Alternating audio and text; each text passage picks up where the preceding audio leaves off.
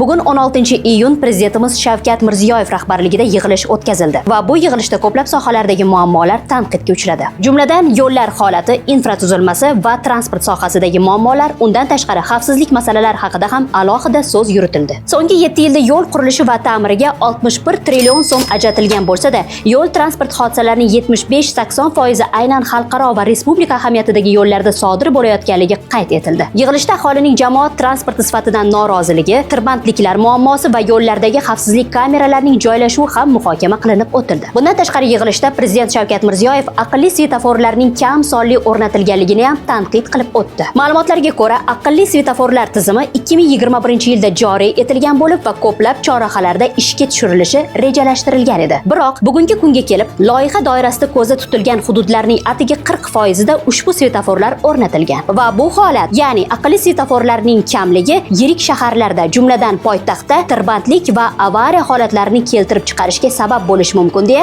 yig'ilishda aytib o'tildi. Yo'llardagi svetoforlarni zamonaviy tizimga o'tkazish ishlari sustligi, bundan tashqari chorrahalar, yo'l chiziqlari va belgilarini yangilash ishlari ham tanqid ostiga olindi. Shu bilan birga yig'ilishda poytaxtda transport harakatini sun'iy intellekt asosida tartibga solish bo'yicha taqdimot qilinganiga ham ancha vaqt bo'lganligi, lekin natija yo'qligi aytib o'tildi. O'ylaymizki, yuqorida sanab o'tilgan barcha muammolar tez kunlarda hal bo'ladi va fuqarolarimiz uchun yo'llarimiz xavfsiz hududga aylanadi. Tezlik sahifasiga obuna bo'ling va mana shunga o'xshash yangiliklarni bizda kuzatib boring.